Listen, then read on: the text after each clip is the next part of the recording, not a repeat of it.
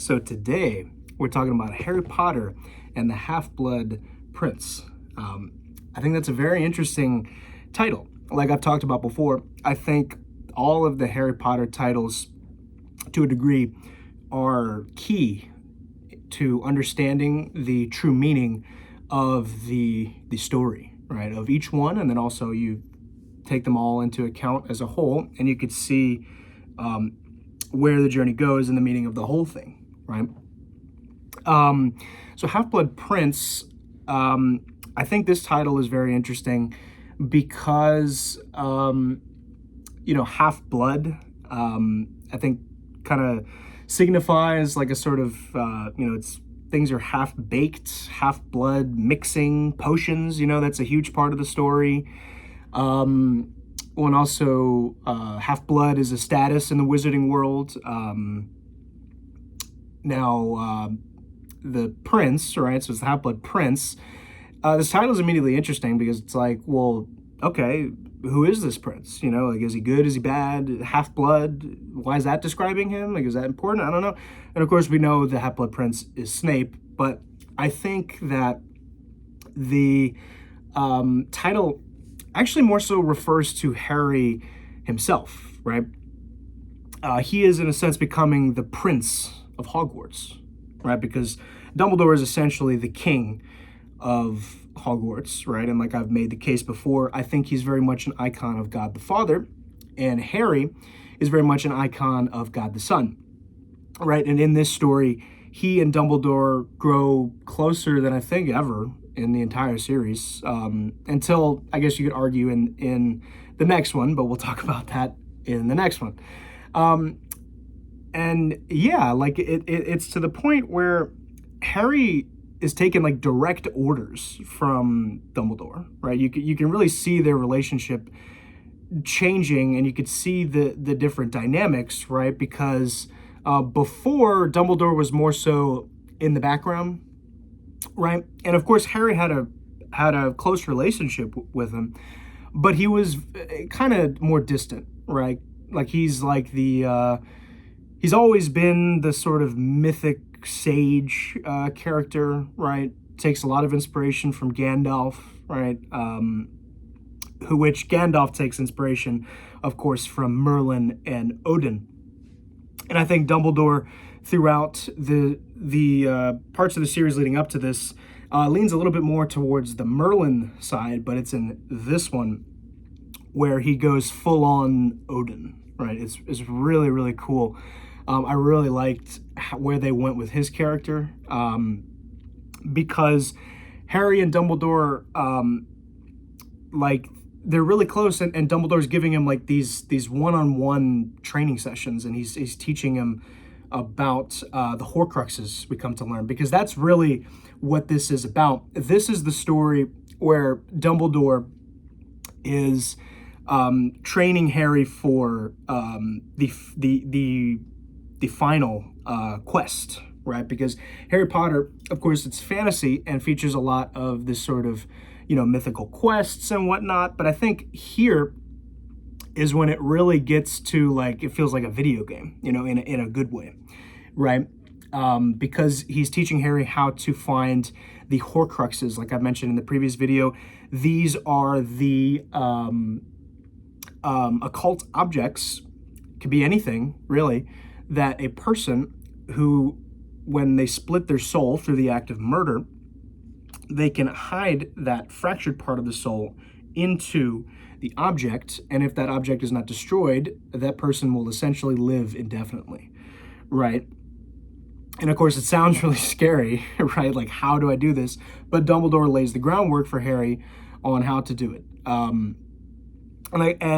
must specify, what I mean by he becomes very Odinic in this one is that he becomes very much like a wanderer, right? Because Harry gets word throughout that, well, not only is he meeting with him privately in like these one-on-one training sessions and whatnot,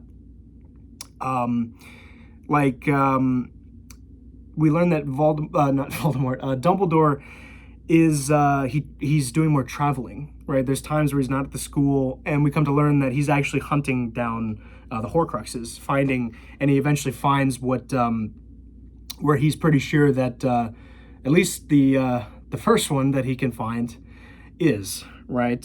So Dumbledore is just too cool in this one, man.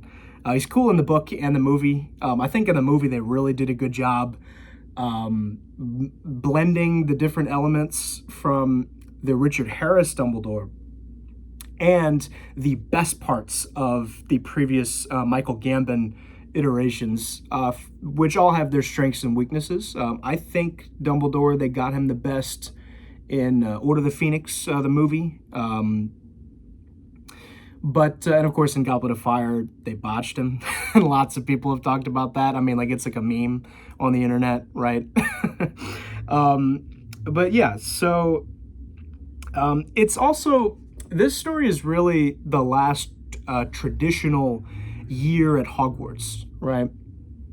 Because of course in the next one, you know what happens, right? So this is the last, it's the last ride, right? It's a trip down memory lane. In the movie, actually, I really liked how they used a lot of the same sets and designs from the Chris Columbus movies, you know, to really evoke that sense of nostalgia, right? Because I think this is the first in the series.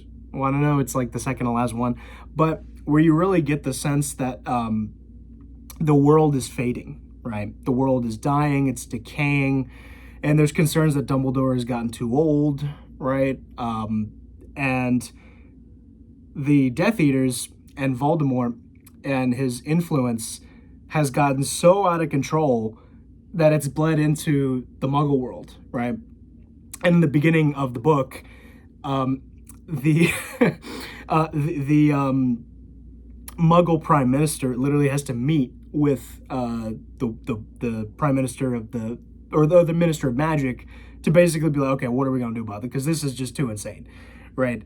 And we also get an interesting kind of, I guess I can't say side plot, but, or maybe it is a side plot or concurring plot, parallel plot, I don't know.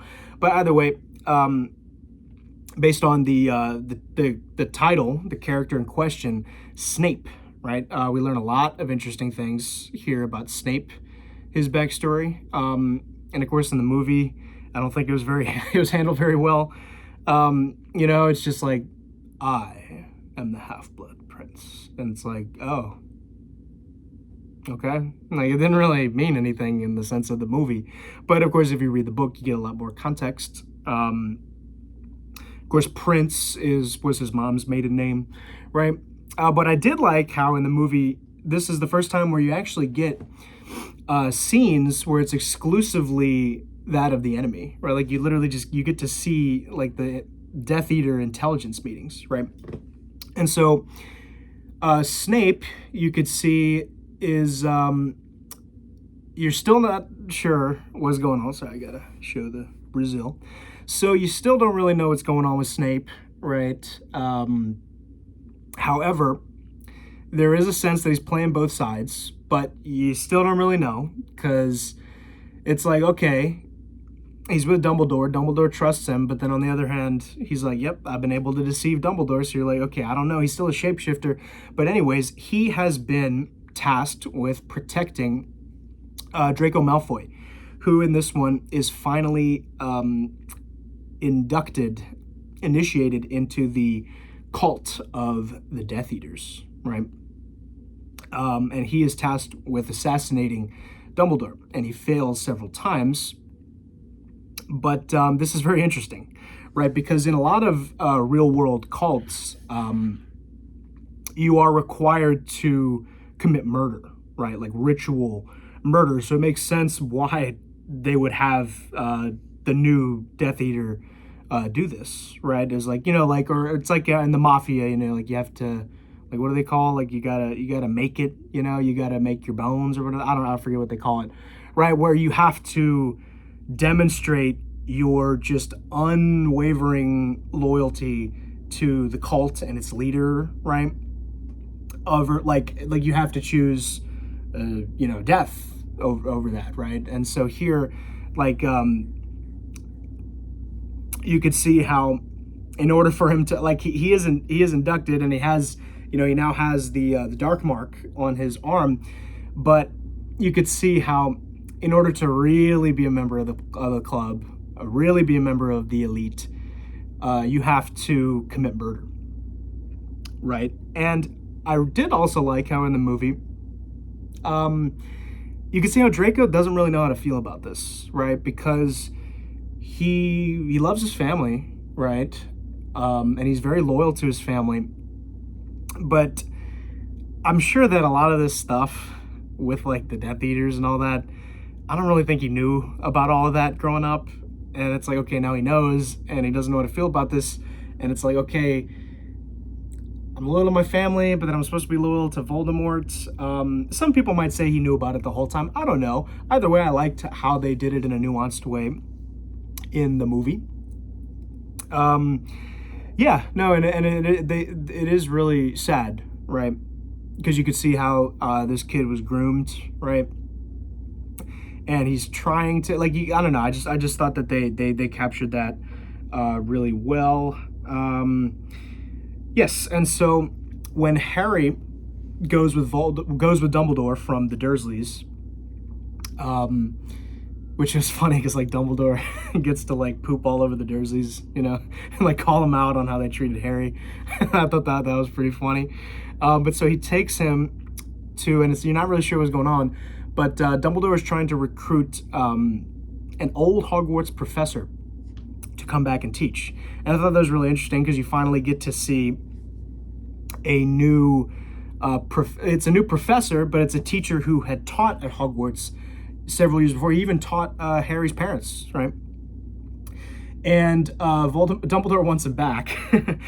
And going back to the whole intelligence thing, right? Like Dumbledore just becomes like a master handler. like the way he's able to just plant all the seeds everywhere is genius, you know. But it's interesting. Slughorn, Horace Slughorn, he is a Slytherin, right? And he replaces Snape as the head of Slytherin House because Snape finally gets his dream and becomes the Defense Against the Dark Arts teacher. And it's funny because Harry describes it like his lessons. All the kids in the class already know all this stuff because that's what Harry taught him in the previous year when he was leading Dumbledore's army. So the new potions master is Horace Slughorn, and he's a Slytherin, and he's clearly in the sort of milieu, I guess, of the Coomer Goblin elite, even though he doesn't like that, you know. He's like the moderate, and then the Death Eaters are the extremists, I guess you could say. That's not really how I would view it, but that's how a lot of people would, you know, because he has access to illicit markets, right? When he's trying to get that like little leaf, you know, from the herbology department and sell it on the black market. I thought that was funny. And he's very much like a boomer, right? Like in the way he, like his appearance, his personality in the book and the movie, I would say. And in the movie, you know, another just like genius casting. Like that's one thing that the movie haters cannot deny, is that the one thing they nailed was the casting, right? All of the casting, I think, is just brilliant for Harry Potter. And they have all of like, I mean, they have like these really well accomplished, prolific, legendary British actors, both like stage and like film and television. It's just a really great, eclectic group of just British all-stars, you know. That's really what it is, and I think that that's really cool. And so he's played by Jim Broadbent, who actually, if you don't know, was the professor in the Lion, the Witch, and the Wardrobe movie. I thought that was pretty cool. And so he's a boomer, right? He clearly is kind of mediocre, right? He's not really special, but he likes to pretend that he's special through his students, right? And that's why Dumbledore describes him like he collects students, right, as if they're like Pokemon. I'm not saying that it's not verbatim, but like he collects the students as if they're like Pokemon cards or trophies, so he can hang it up on his wall and be like, ah, yes, you see, I'm the best, you know. And so the whole reason that Dumbledore even wants him to come back is because he knows that if Harry is a student, oh, he's going to absolutely want to have Harry on his wall, right? And the only reason that's even why they're trying to do this is because in the training sessions Dumbledore has with Harry, they're using the Pensieve, right, which was established in Goblet of Fire, where you can view memories, right, stored memories. Anyone can just and put it in a glass or something, and then they could pour it, and you can go into memories, right, and revisit past events. It's really interesting, right? But so Slughorn has the one memory that Dumbledore needs to piece all of this together, and he has tasked Harry to get acquainted with Slughorn so that he could eventually get it, right? So it's a grand mythical quest, right, of like epic proportions. Yet at the same time, it manages to succeed as like a very intimate story about like relationships, even school life. I know people say the movie leaned into that a little too much. It doesn't bother me that much, to be quite honest. I mean, because you have to remember, like, I kind of grew up with like reading the books, and I had the iconography of the movies always in my head. So like when I was reading the book, I was just kind of imagining like Daniel Radcliffe and all of them in the story. So like a lot of the breaks in the continuity from the book, some are better than others, but ultimately in the grand scheme of things, they don't really bother me. Because like I said, I don't think the books and the movies need to be in like this tension. I think they kind of complement each other and can bring out different things in the other, vice versa, all that kind of stuff. I think it's great. And I'm very thankful that they are as good as they are, honestly. I mean, guys, like, they could have been so much worse, you know? Like, they could have been, like, Percy Jackson level bad, right? And Percy Jackson isn't that bad, but you know what I'm saying? Where, like, Percy Jackson, the movies are just, they're not as good as I wanted them to be, you know? Yes, so Harry, like I said, he's very much becoming, or I mean, you could make the case that he already is the Prince of Hogwarts, right? Given his relationship and closeness to Dumbledore, and also he's really grown up. Like in this one, you can really tell that he's older. The way that he talks about his relationships, right, and his classes and his dreams and aspirations, right. He finally gets close to Ginny, right, which is great, and they have their really excellent kiss when they finally kiss, and it's like the best thing ever, you know, which like that finally settled the question, you know, because people were wondering, is he gonna get with Hermione, is he gonna get with Luna, what's going on? And then it's okay, in this one it's established, like, not only are he and Ginny a thing, but they're gonna be a thing, right? Yeah, and like, I mean, they have all of the classic Harry Potter, like the Half-Blood Prince has all the classic Harry Potter things that we like, right? Like, it's almost like a greatest hits compilation, yet it's still its own thing, right? Because you have Quidditch, you have potions class, right? You have I'm trying to think of the other examples. I mean, you have all of the shenanigans, right, that the trio gets in, amidst the sort of twilight of Hogwarts and the Wizarding world as a whole, because the story really feels like a scab, right? Because Harry has already received so many scars and wounds, right? And he has bled and suffered so much. This one is a little bit like, okay, they're putting the brakes on just a little bit. Unfortunately, that only lasts so much till the end of the story, where the scab is picked off and then the blood is fresh again, because of arguably the most tragic death in the entire series, Dumbledore. Right, and it's so sad because Dumbledore dies when he and Harry become the closest, and they go on, like, I would argue, the coolest adventure in the whole Harry Potter series, right? The cave sequence. The cave scene And keep in mind, I'm talking about what people are like, are you talking about the movie or the book? I'm talking about both, right? That is legendary, the cave scene, because not only is it really evoking classical mythology, it's also evoking a lot of Christian ideas, right? Like from Boethius and like the cave and whatnot.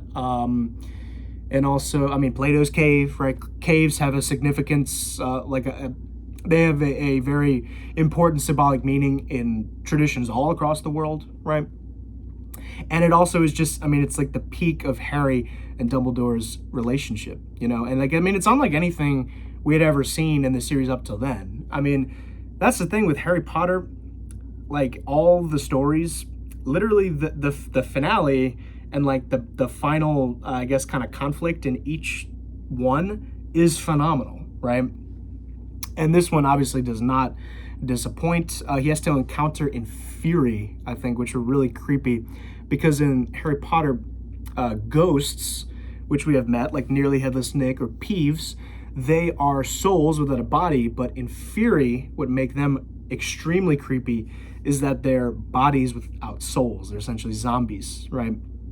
And that's another aspect of Harry Potter I love so much, is that they're not horror books, they're not horror movies, but they incorporate a lot of elements of that, right? And just the image of the in Fury just coming out of the water on top of the little island that they were at with the locket, that was so creepy. And yeah, not to mention that Dumbledore, just, you see Dumbledore at his peak, right, when he's casting the fire, and it's just, oh, it's so great. It's such a great finale.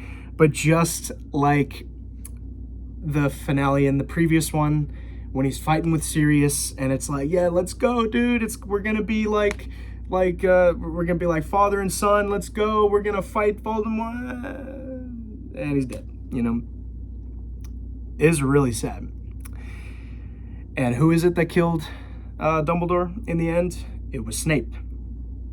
So, if you have not read the whole thing so far, I think you're led to believe, okay, Snape is, you were unsure of where he is. No, now he's just bad, right? He killed Dumbledore, right? Now, of course, we know that there's other things to come, but in terms of just this story, that's kind of what we're led to believe, right?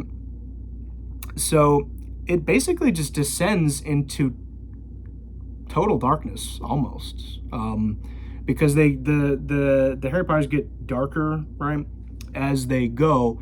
But in this one, I mean, Dumbledore is gone, right? I mean, it's the death of like the patriarch of Hogwarts. It's the death of the ultimate source of wisdom, virtue, guidance, security, you know, like that's all gone, you know? And like I said, it's almost kind of like the death of God, right, in our culture, you know? It's very much how, like, it's always, I talked about this in my Order of the Phoenix analysis, how it's always the virtuous man who is, and I'm not saying women know, because obviously women are virtuous too, that's not what I'm saying, but like it's always the righteous man who is condemned, who is just like ridiculed and is persecuted, you know? And Dumbledore is gone, you know? Like that's quite a lot, you know, for Harry to, like, because now, like I was saying, this is where he fully realizes, I know he always kind of knew what he had to do, technically, but in this one, it's like he has all the groundwork, and it's like he has enough information to know what to do, but then he doesn't have enough information to know what to do. You know, like it's Half-Blood. Is the Half-Blood Prince. It's really just the story of Harry becoming, you know, like he's the prince, he's the Half-Blood Prince, and it's about his transformation into the king, right? Because I would say at the end of the next one, he becomes the king of Hogwarts, essentially. Like, I'm not saying Hogwarts is a kingdom, but I'm talking spiritually, metaphysically, all that kind of good stuff. Yeah, and I mean, I also really liked the costumes in the film. I thought were really well done.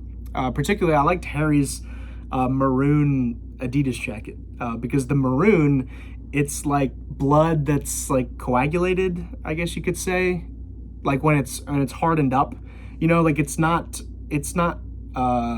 red, like ruby red from like fresh blood that's flowing, right? Like it's hardened up, it's coagulated, right? So like it's not like, that's just the whole thing about this story, right? Because it's not full on action, it's not full on politics, it's not full on just standard Hogwarts. It's kind of everything, and it's just there's a sense of inevitability too, I guess, because they established very early on the concerns that Dumbledore maybe has gotten old.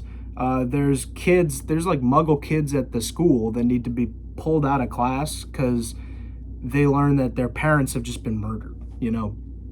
So there's all these kind of things, and yet it still blends all of the classic things. I think this is like one of the best ones in the series, book-wise. The movie, I used to not like it as much, but it has significantly grown on me over the years, although I do have some problems with it, and it's definitely not one of the best of the movies. I don't think it's one of the worst movies either. Yeah, and that's what's really so cool about this story is that, like, the way that things, people, places, and things are described in it, like, it doesn't really need to wow you anymore because you know all of this, right? Like, and like the tone, like it's dark, but then it's not too dark. It has like a lot of good humor, especially in the movie. I think the humor is actually really, really good, and it's fun to see all these characters just have their last, year of innocence right before the realest of the real stuff is going on, right?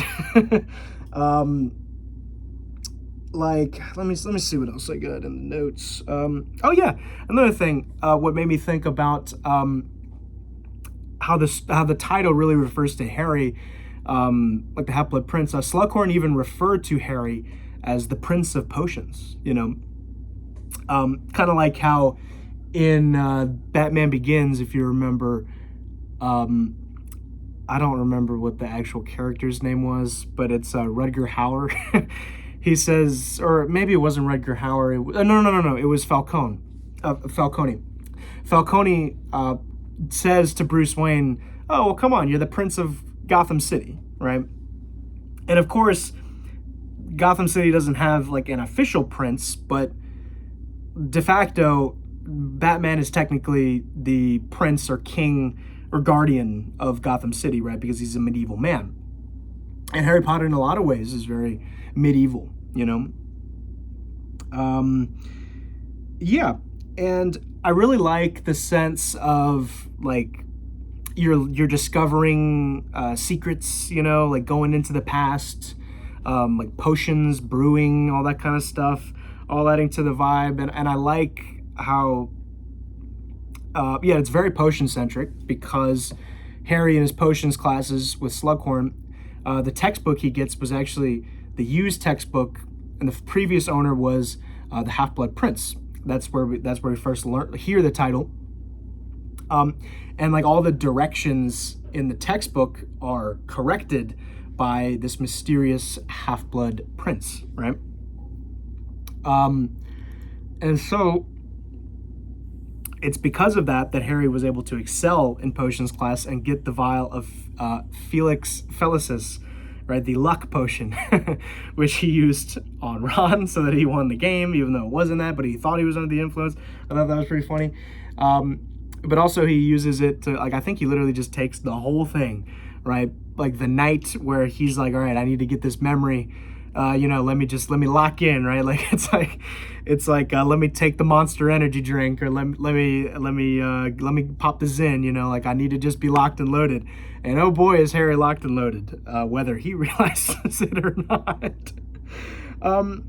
Yeah, and then another thing, kind of like the trip down memory lane, is Aragog comes back. Comes back, but he's dead, right? We have Aragog's funeral, right? And I remember Harry said that, like, the letter he got from Hagrid, to like telling him that he wanted him to come to the funeral, like it was so, like, he couldn't barely even read it because of, like, there was tears like that were all there.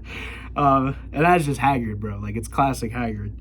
And then you also get basically the full lore of Voldemort. You learn about his past, right? Like the Gaunts. And you learn quite possibly the most important detail about why he is the way he is. It's not just because he's an orphan, like Harry, because they both have that in common, but what they do not have in common, and what makes Harry the way he is, and what makes Voldemort the way he is their actual parents, right? Because Harry was conceived out of two people that loved each other, right? Or a man and a woman that loved each other, right? A loving mother, a loving father. Like, it's just so natural and beautiful and good. And Voldemort didn't have that, right? Voldemort was conceived essentially out of a one-night stand. It was his mom that put a love potion on his dad, right? Which, a love potion is the thing you take that, of course, makes the person infatuated with the other person. So, like, it's not real love. And so because Voldemort never had that when he was a kid, he never really knew what love was, And I guess you could say, was it his fault or not? I mean, obviously, he went on to, not make amends with that. But yeah, and it's also another interesting thing is that Voldemort's not in this one. Like, he's in the flashbacks, of course, but he himself does not appear or manifest in front of the characters. I thought that was another interesting thing. Kind of like I was saying, it's like putting the brakes just a little bit before the end of the movie, right? Or the end of like putting the brakes before the end of the story, the first two acts of the story, I guess, to where everything is just in ruin, right? Dumbledore's dead, the Death Eaters have infiltrated Hogwarts, and then, like, there's this huge battle between, like, I think, yeah, like the Order of the Phoenix shows up, Dumbledore's army's there, and it's really violent. And everything is in ruin. The Great Hall is, like, desecrated, essentially. Hogwarts has been defiled, right? It has been successfully infiltrated, right? And it's not till the next one where Hogwarts is in kind of like a limbo state, right? And I guess I'll get into the details of that one in the next one. And I thought another interesting detail is that the Death Eaters, they kidnap Mr. Ollivander, right? The wand maker, right? So, like, kind of shows the world and, like, how it's not as it used to be, because it's like, oh yeah, the guy who gets everyone his wand, oh yeah, he's not here anymore. Well, where are the kids getting their wands? I guess I don't know. But it just kind of shows a sense of instability, right? Yeah, and I also just like how Harry just becomes more independent, and he's chilling, Yeah, so let me see. Because believe it or not, I don't have as much notes on this one as the other ones. Let's see. An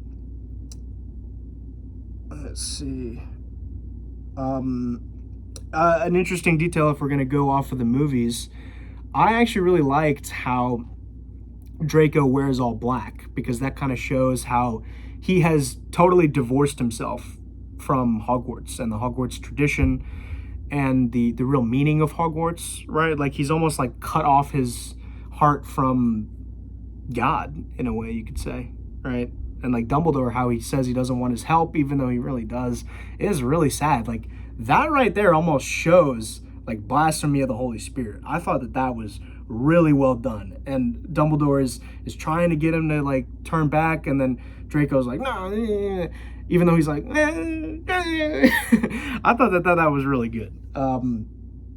Yeah. Let's see. And there's also fun details like here and there.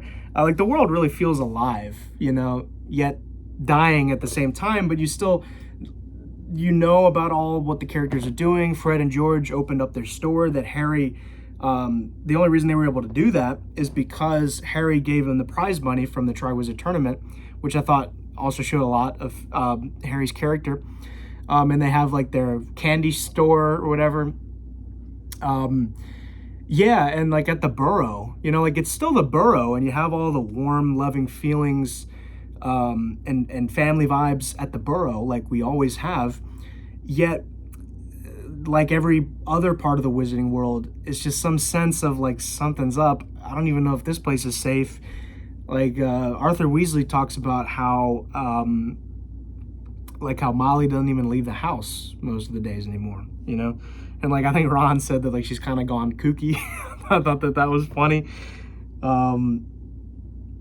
Yeah, so ultimately I thought this was one of the wild cards, you know? I mean, because I think people make the case all the time that like ex-Harry Potter is the black sheep. I've said that Prisoner of Azkaban is the black sheep. I've said that Goblet of Fire is the black sheep. I mean, I've been at phases in my life where I've said that like each one is the black sheep. But I think you can make the case here that Half-Blood Prince is the black sheep, because it's this sort of half-bakedness that I talked about, because he really starts the true quest, the ultimate quest that he needs to complete to defeat Voldemort. He starts it, so like it's not entirely the quest like it is like in the last one, it's total mythical epic quest, right? So like it's the mythic quest, but then it's still Hogwarts, right? Because kind of showing how he's leaving that old life behind, you know, and he has to go into what Dumbledore needs him to do, you know, which is find and destroy the Horcruxes and defeat Voldemort. You know, because in the next one, like I've talked about, he doesn't even get to go to Hogwarts, you know? Like I was shocked when I was reading that, like waiting for him to go to Hogwarts, being like, oh wait, he's not going to Hogwarts? No. Yeah. Yeah, so Slughorn's a great character. Dumbledore in this one goes into full-on sage, wanderer, mythic, Odin, Merlin, epic mode. It's like the coolest thing ever. He also has some of like the funniest lines too. Yeah, so thank you guys for watching this. I will be coming out eventually with my 7-part 1 analysis, because I think, because like I said, although I do mostly go off of the purview of the films, I try to keep it book-centric as well, even though I do think that the 7th one is just so big, and it's so like sweeping in its scope, and there's so many characters and all these little threads that I think it actually might be more advantageous to just do it in a part 1, part 2, and make this the 8-part series. Yeah, I'm really happy with how these are coming out. I've had a lot of fun. Like I said, any comments, positive, negative, agree, disagree, I don't care. I want to hear it. And I'm just glad that there's people who are watching this, you know? Yeah, so like and subscribe. I guess I would say follow me on other stuff, but I don't have other social media. But yeah, I really appreciate you guys watching this, and I will see you guys in the next one.